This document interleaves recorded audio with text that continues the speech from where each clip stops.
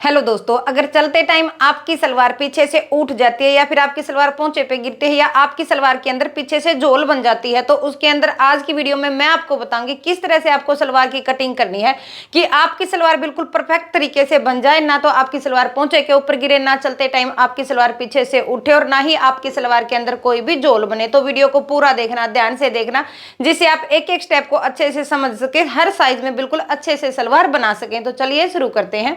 ये है हमारे पास सलवार के लिए कपड़ा 3.25 मीटर है और सलवार की लेंथ हमें तैयार रखनी है 36 इंच की। इस नाप के साथ हमें सलवार की कटिंग करनी है।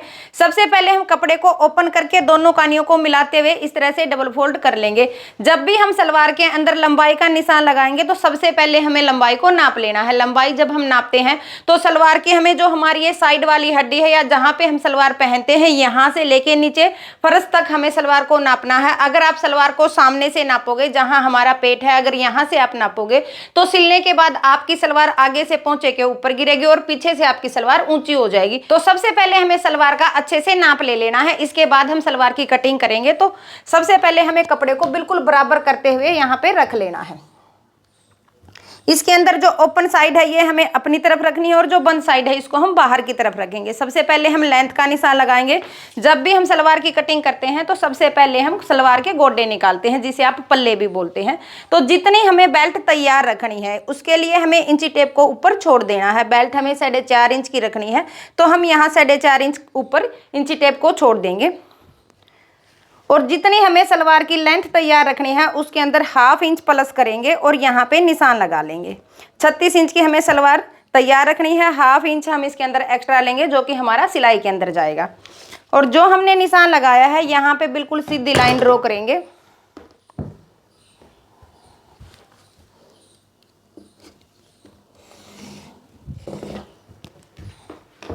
और इस कपड़े को अलग निकाल लेंगे।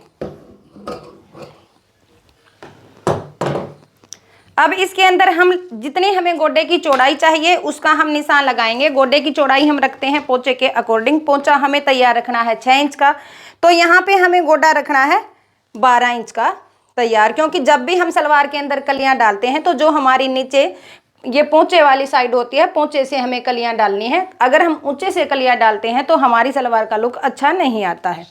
तो हमें नीचे से 12 इंच की चौड़ाई पे निशान लगाना है। इसी तरीके से हमें ऊपर से भी 12 इंच की चौड़ाई का निशान लगाएंगे और यहाँ से इसकी कटिंग कर लेंगे। ये हमारे दोनों गोडे निकल आए हैं। अब हम इसको इस तरह से फोल्ड करेंगे।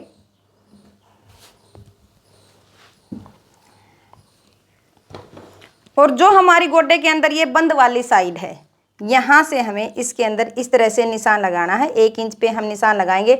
अगर हमारी सलवार का ज़्यादा है, जैसे ये लिलकड़ा कपड़ा होता है जिससे हमारी सलवार लर्ज जाती है, उसके अंदर हमें 1 इंच पे निशान लगाना है। अगर हमारा कॉटन का कपड़ा है तो उसके अंदर हमें ये निशान 1.25 इंच पे लगाना है। और जो हमने ये निशान लगाया है, इस निशान को जो हमारी ये ओपन वाली साइड है इसके साथ इस तरह से तिरछा मिला देना है, इस तरह से। और यहाँ से इसकी कटिंग कर लेंगे। जब हम सलवार को स्टिच करते हैं तो जो हमने ये कटिंग की है इसको हमें ऊपर वाला जहां हमारी बेल्ट आती है उस तरफ रखना है। पोंचे की साइड हम इसको नहीं रखेंगे। अगर इस तरह से हम अपने गोडे के अंदर कटिंग करते हैं तो हमारी सलवार पोंचे के अंदर नहीं गिरेगी। तो इस तरह से हमने गोडे की कटिंग कर ली है। अब हमारे पास जो गोडे के साइड से कपड़ा बचा है इसमें से हम निकाल लेंगे बेल्ट। बेल्ट हमें तैयार रखनी है 24 इंच की, तो 25 इंच पे हम निशान लगाएंगे और यहाँ से इसकी कटिंग कर लेंगे। अगर हमने ऊपर 4.5 इंच बेल्ट के लिए कपड़ा छोड़ा है तो यहाँ पे हमें बेल्ट की चौड़ाई रखनी है 7 इंच। ½ इंच हमारा नीचे से सिलाई में जाएगा और 2 इंच का हमारा नेफा फोल्ड हो जाएगा।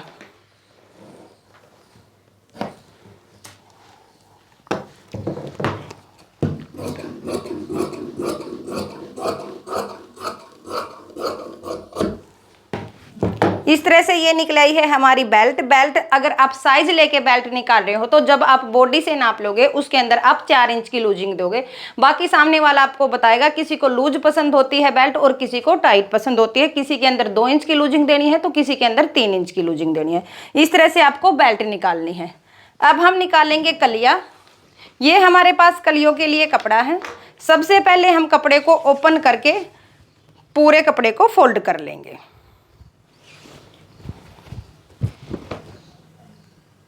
इस तरह से दोनों तरफ हमारी फोल्ड होने के बाद कानियां आ जाएंगी और कपड़े को बिल्कुल अच्छे से बराबर करते हुए रख लेंगे।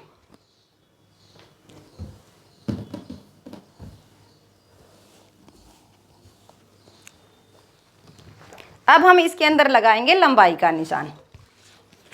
जैसे हमने गोड्डे के अंदर लंबाई का निशान लगाया था, ऊपर हमें 4.5 इंच छोड़ देना है और 36.5 इंच पे ये निशान लगा लेना है। ½ इंच हमारा जो सिलाई में जाएगा साथ के साथ ऐड कर लेना है।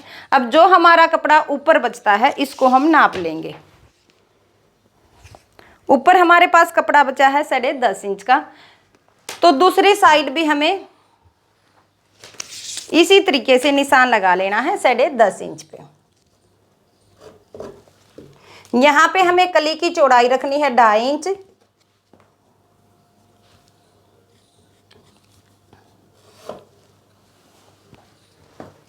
दोनों तरफ ही हमें 2.5 इंच पे निशान लगा लेना है कली की चौड़ाई के लिए।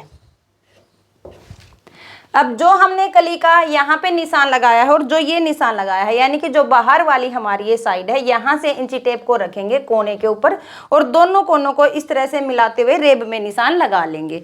या हमें सबसे पहले जो हमने ये निशान लगाया है इसकी कटिंग कर लेनी है, यहाँ से भी और यहाँ से भी।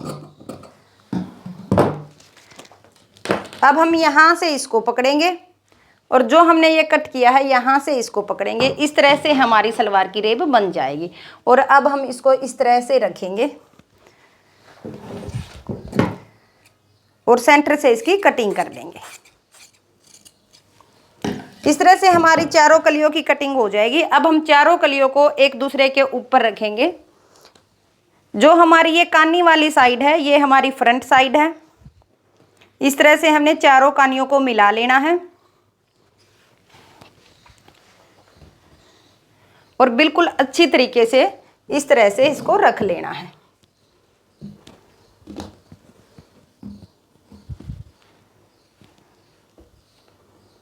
ये हमारी ऊपर वाली साइड है जहां पे हमारी चुन्नटें बनेंगी और ये हमारी नीचे वाली साइड है। इस तरह से यहां तक इसकी कटिंग करने के बाद अब जो हमारी ये रेब वाली साइड है इसके बिल्कुल सेंटर में हमें जो हमारी ये कली की बैक वाली साइड है इस तरह से इंची टेप को रखेंगे और जो हमारी ये आसन वाली साइड है यहाँ से बिल्कुल सेंटर में हमें निशान लगाना है।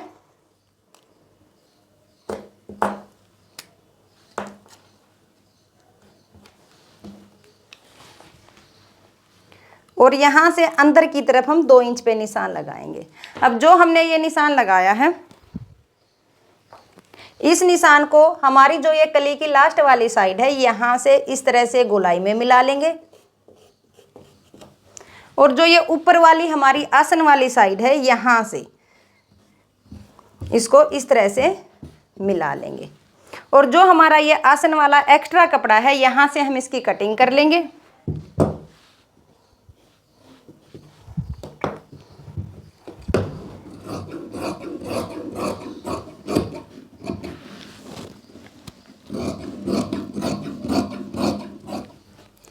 इस तरह से हमें सलवार की जो हमारी रेब वाली साइड है यहाँ पे ये कटिंग कर लेनी है। इस तरह से अगर हम ये कटिंग करते हैं तो हमारी सलवार पीछे से लटकेगी नहीं। अब जो हमारी ऊपर वाली ये कलियाँ जुड़ी हुई हैं इनको हम सेंटर से कट करके अलग अलग कर लेंगे और इस तरह से हमारी सलवार की कटिंग हो जाएगी। तो आपको वीडियो कैसी लगी मुझे कमेंट में ज़रूर बताएं। अगर आपको कुछ समझ नहीं आया तो आप मुझसे कमेंट करके पूछ सकते हैं। वीडियो को ज़्यादा से ज़्यादा शेयर करें, चैनल को सब्सक्राइब करें। खुश रहें।